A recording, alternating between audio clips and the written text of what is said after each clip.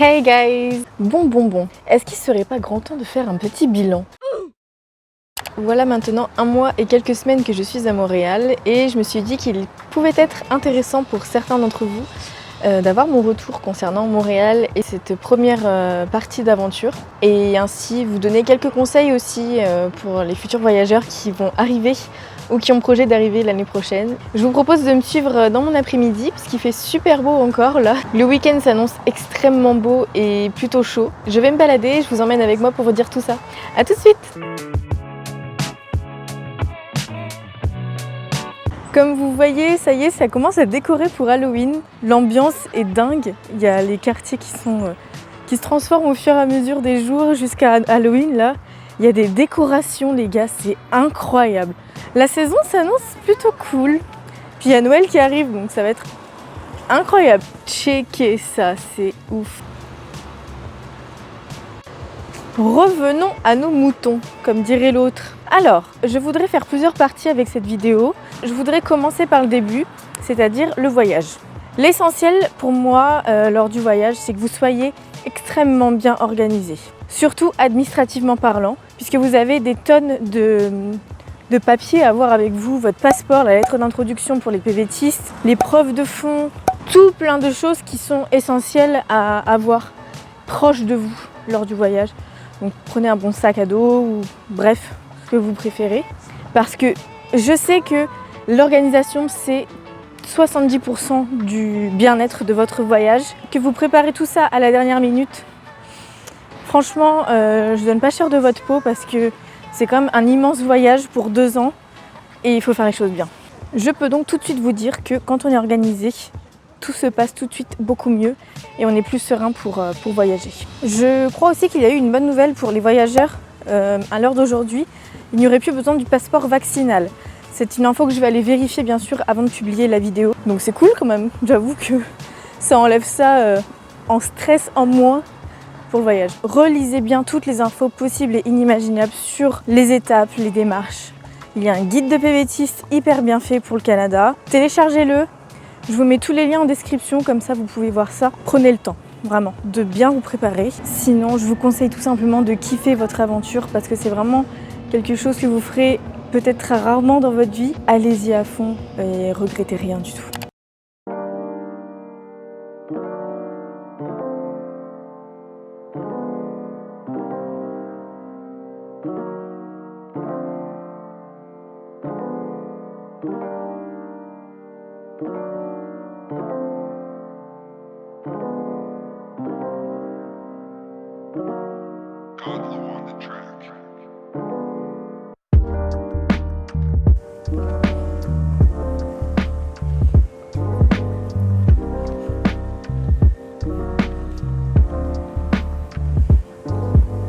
Finalement, de filmer en ville, c'est un petit peu compliqué, surtout que j'étais avec des copains. Quand je suis arrivée à Montréal, j'avais déjà mon logement. Je vous avoue, c'est quand même très pratique. Ça évite quand même un gros stress du début d'aventure où il faut se dire « Ok, bon là, il faut que je cherche un logement ». C'est pas très rassurant. Ce que je vous conseille, c'est de ne pas trouver avant de partir, de prendre juste un Airbnb ou un hôtel, le temps d'une semaine ou 15 jours, et vous chercher une fois arrivé sur place. Parce qu'il y a tellement d'arnaques à distance, des gens se font avoir, vous perdez de l'argent, donc c'est pas un super plan. Ce qui est le plus safe, c'est vraiment d'aller sur les sites comme Kijiji, c'est l'équivalent du Bon Coin ici. Vous allez aussi sur Marketplace Facebook ou alors Roomlala. Voilà, vous cherchez sur ces sites-là. Vous pouvez déjà faire quelques repérages depuis la France. C'est que mon avis personnel, maintenant vous faites ce que vous voulez bien entendu. C'est juste un conseil, voilà pour le logement. J'oubliais, question de praticité, si vous pouvez trouver un logement vraiment pas loin d'une station de métro. Ça vous évitera de marcher un peu trop longtemps pour aller vers votre destination. Surtout si vous n'êtes pas très proche du centre. Voilà. Je suis très surprise parce qu'il est presque 18h et j'ai pas froid. Concernant les démarches administratives que vous allez devoir faire en arrivant au Canada, peu importe la ville, que ce soit Montréal, Toronto ou ailleurs, je crois que c'est là exactement la même chose. Moi j'ai voulu faire ça tout de suite, donc le deuxième jour de mon arrivée, je suis allée récupérer mon NAS, parce que sans le NAS, on peut pas faire grand chose, on peut pas ouvrir son compte en banque, on peut pas avoir de travail, Donc c'était essentiel pour moi d'avoir mon NAS. Vous allez dans des bureaux du gouvernement, je ne sais plus comment ça s'appelle.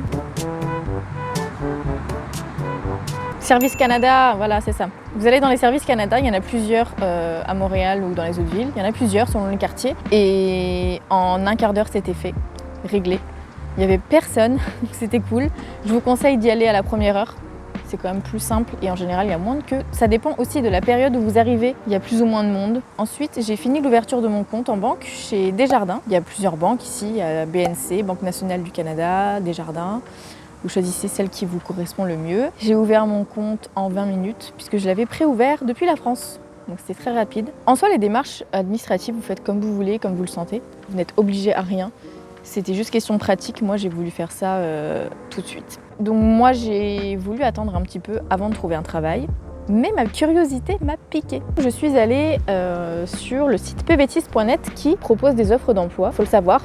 Je vous mets tous les liens en description, de toute façon, ne vous inquiétez pas, vous allez checker ça. Il s'avère du coup que j'ai trouvé quelque chose qui m'intéressait fortement. J'ai décidé de postuler le deuxième jour de mon arrivée. On m'a rappelé dans la journée pour faire une visio. Le soir même, j'étais embauchée. C'était pas prévu dans mes plans. Mais en fait, j'étais embauchée une dizaine de jours après. Ça m'a donc bien permis de profiter des environs de Montréal, de découvrir un petit peu les alentours avant de travailler. Voilà comment ça s'est fait. Mais chacun va à son rythme et c'est ok. Il y en a qui attendent plus longtemps, il y en a qui travaillent tout de suite. Bah, chacun fait ce qu'il veut.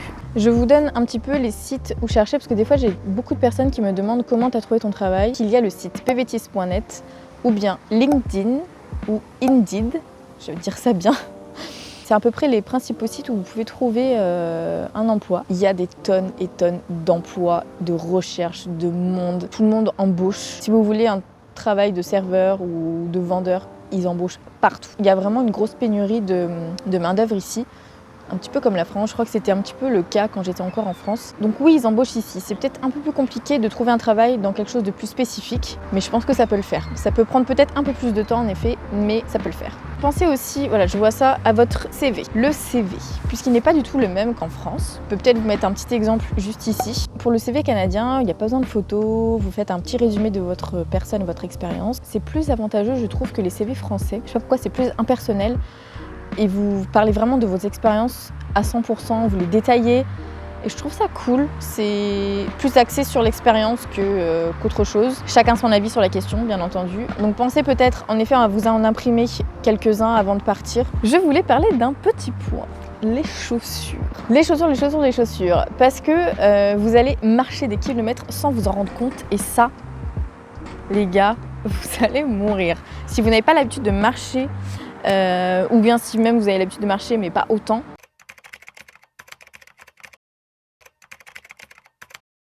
préparez-vous à parcourir des kilomètres. Si vous ne prenez pas de voiture, forcément vous allez devoir prendre le métro et vous allez marcher partout, il y a tellement de choses à découvrir. Donc j'ai fait la plupart de mon périple avec des baskets un petit peu trop petites pour moi, qui fait que j'avais les pieds en feu. J'ai aussi fait avec des baskets type Air Force, donc je vous les mets là. Mais clairement, c'est pas fait pour marcher. Pas du tout. Le temps vraiment que je fasse le tour des magasins, que je vois selon mon budget, quel budget je voulais mettre dans des chaussures. Je ne viens seulement que de trouver mes chaussures pour marcher, sachant qu'au travail, je travaille debout.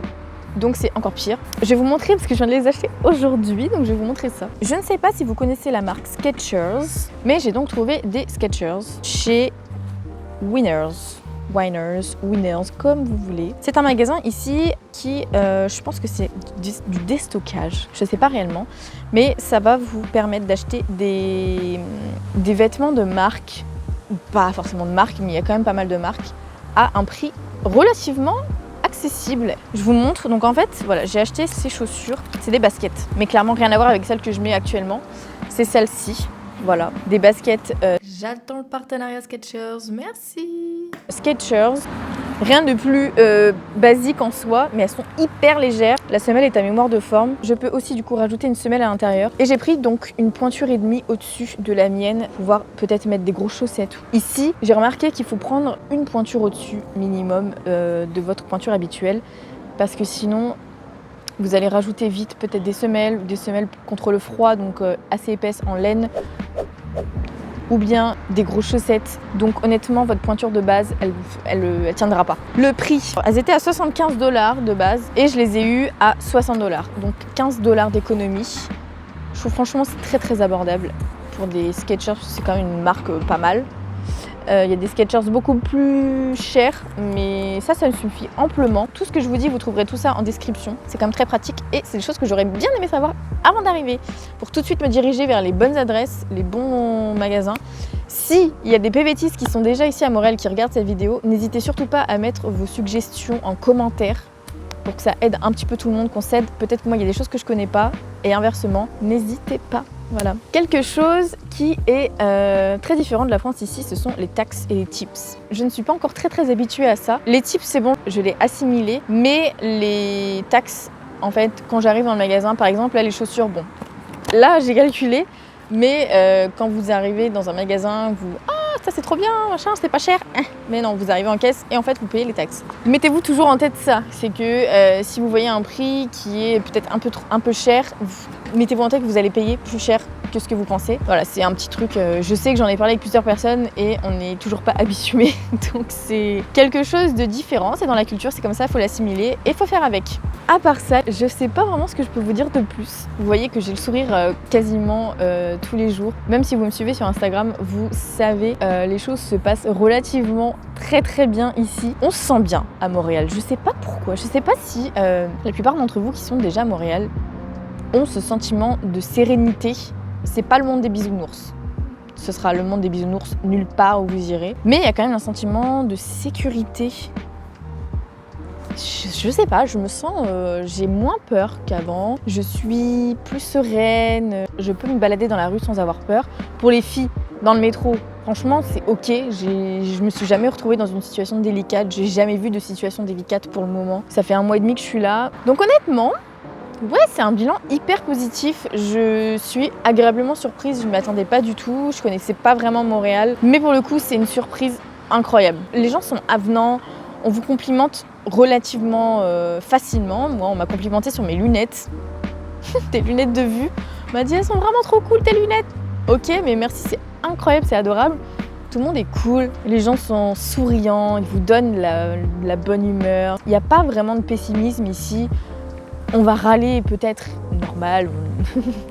L'humain est râleur en soi, mais moi, la première, je suis râleuse. Mais je sais pas, c'est pas constamment, c'est pas... Vous voyez, vous sentez le truc là, la bonne vibe. Clairement, il y a vraiment une bonne vibe et c'est cool. Je suis très contente de mon séjour pour le moment et je pense que le meilleur reste à venir, clairement. Si vous hésitez encore à venir au Canada, n'hésitez plus et venez parce que franchement, c'est top. Après, il y en a certains qui n'aimeront pas et c'est ok. Je veux dire, tout le monde ne peut pas kiffer l'endroit où il se trouve. C'est pas grave.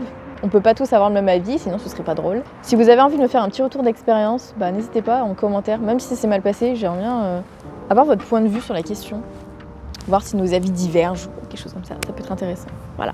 J'espère que cette petite vidéo vous a aidé un maximum. N'hésitez pas à me suivre sur les réseaux sociaux. Je suis notamment sur Instagram et TikTok. Merci encore pour tout le soutien que j'ai sur YouTube. C'est waouh, je m'attendais pas du tout à ça. Et vous me donnez vraiment genre trop envie de continuer, c'est trop bien. Il y a des choses qui arrivent, j'ai des idées. Avec le travail, c'est vrai que c'est un petit peu plus compliqué de filmer. Si vous avez envie de savoir des choses que j'ai pas dites aujourd'hui et que vous voulez savoir, merci de suivre mes petites aventures. Ça me fait vraiment plaisir de voir tout ce petit monde-là derrière moi. Et avec moi, c'est cool.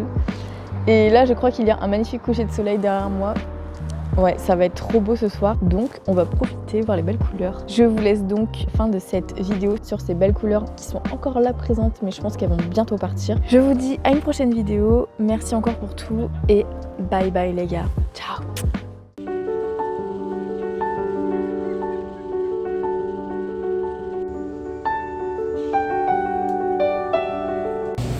J'ai attendu ce moment quasiment toute la semaine.